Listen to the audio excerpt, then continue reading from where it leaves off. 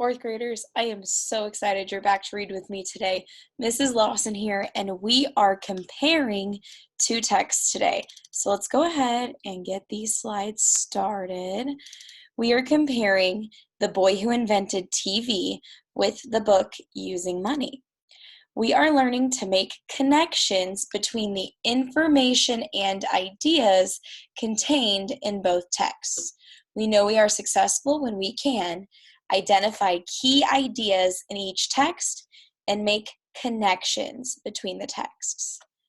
So our foundational skill today is Greek roots. And Kane's here to say hello. We have Greek roots. A root is part of a word from which other words are made. So phonograph from The Boy Who Invented TV is made up of a Greek roots. So the first one is phone, which means sound, and the second one is graph, which means to write or draw. So originally, the sound recording machine featuring needles that cut sound on a surface, and that cutting was thought of as writing.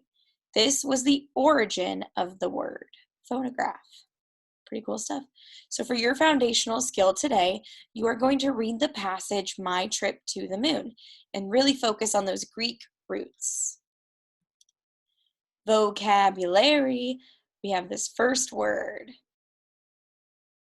Yeah, you should have seen this before. It is investments. Do you remember what that means, fourth graders? It is something a person can do with money to make it grow. What about this word? Captivated. And what does that word mean? To attract and hold the interest and attention of, to charm somebody. One more. Inventions. It is something, typically a process or device that has been invented. So today we're really going to focus on key details. To make connections between texts, a reader looks at key ideas and details. The most important points an author wants to make are the main ideas. So I want you to pause this video and make your own chart with key ideas, and then we're going to focus on how Using Money and The Boy Who Invented TV connect. So hopefully you pause your video to get that done. Let's go ahead and look back at Using Money. Where do people get money? Adults receive paychecks from their job or returns, money earned on their investments. This is the money they use. Where do you get the money that you can use? Gifts. Have you ever received cards? Have you ever received cash in a birthday card? Has a grandparent ever mailed you a check as a Christmas present? When you are young, gifts might be one of your main sources of money. Allowance. Do you get a weekly or monthly allowance? Do your parents pay you for doing regular jobs such as cleaning your room? Every family is different. If your allowance is small, or if you do not get an allowance, do not worry. There are other ways to get your own money. Man, Miss Lawson's adding some words today. Sorry, guys.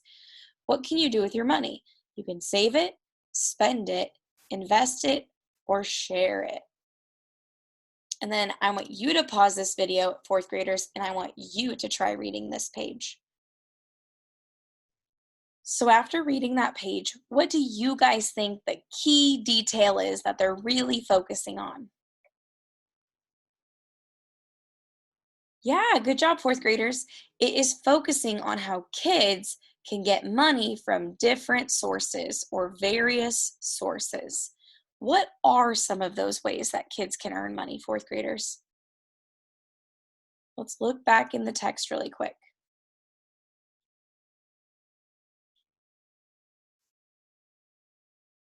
Yeah, they list 4 different ways that they can earn money. You can get gifts, you can earn an allowance, you can do chores, and you can sell things that you own. So there are some ideas. Now we need to look in The Boy Who Invented TV to see how they can show kids earning money. In his spare time, he raised lambs and sold them. When he had enough money saved up, he visited his grandmother to pick a bicycle out of her catalog, but somehow she talked him into ordering a violin instead. Philo did love the sound of music, its orderly rhythms, and even at age 10, he dreamed of fame. Maybe he could find it by creating music like what he heard on the neighbor's phonograph. Soon he was performing in dance bands, making $5 at Friday night. Every Friday night. Yeah, I heard a way that he earned money. Good job, fourth graders. Playing the violin was one more thing for the bullies to tease him about. Then, one day, Philo fought back, and the teasing ended. So there's one way he earns money. Let's look for another way. When he was 13, Philo entered a contest sponsored by Science and Invention magazine. Using what he'd learned about magnets, he pictured an ignition lock that would make the new Model T Ford harder to steal. When he won the contest, Philo spent the prize money on his first pair of proper long pants. Wearing boyish short pants at the Friday dances was just plain embarrassing. Okay, I heard you guys say it. Yep, he earned money that way too. Good job, fourth graders.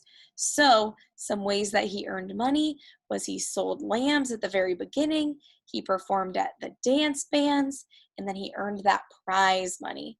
So, this key idea is in both stories. So, let's look back also. How does each text illustrate the importance of investment? So if we look back at the very beginning, it actually says it right here. An investment is anything you buy with the expectation that it will increase in value. So how does each text illustrate the importance of this? I'm going to give you a minute or two to start reading this over and click pause. So hopefully you paused the video, took the time to read, and you realized that this is an informational text. So it's giving us a lot of details and facts about investments. It also gives us this graph down here, and it shows us about investing. So it says the stock market is not an actual place that you can go to. It refers to the buying and selling of stocks. The Dow is a market average. The Dow shows whether stock prices in general are up or down. So up here it's showing how people's investments are losing money and gaining money. Now, let's look at the other text. Thanks to his obsession with television, Philo had already lost one girlfriend who called him too much of a dreamer. But Pem cheered him on. Now what he needed was money. He grew a mustache to look older, bought a new blue suit, and started to call himself Phil. He met two California businessmen, and over dinner one night, he took them through a step-by-step explanation of his image dissector, a camera tube that would dissect any image into a stream of electrons, converting them into pulses of electric current. A receiver would capture the current, then convert it back into points of light, the original image. As he talked, he got more and more passionate. After scanning images line by line, just like rows in a potato field, the machine would beam them into homes. That was the best thing about television, he said. It would let families and whole communities share the same stories. By making people less ignorant of one another, he went on, it would teach and inspire, maybe even lead to world peace. The two businessmen exchanged looks, then agreed to put up $6,000 so Philo could build the first model. They gave him a year to make it work. So who is making an investment here? Those businessmen, right? So this story shows us how Phil was able to get others to invest in his dream, his vision for the television. So let's keep looking for key details. Can you find any similarities between the two texts that we haven't already talked about? So using money is mostly about money. The boy who invented TV is about the inventor who developed the television. These texts don't seem too much alike. They don't have a lot in common. But if we read carefully, we can see they do have common ideas. So What do you think the common idea is, fourth graders? Yeah, it kind of gave it away on this next slide. Innovation. Innovation. So in our one story, the boy who invented television, he came up with TV, and that was innovative. It changed how we lived. And it's kind of the same in using money. What was something innovative that came out of using money that we talked about? Yeah, online banking, credit cards. They used to just depend on other types of money, but now we have all of these other ways to pay for things and use money in new and different ways.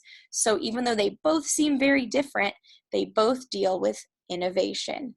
So I've already kind of covered this question with you when we answered the other question that they differ.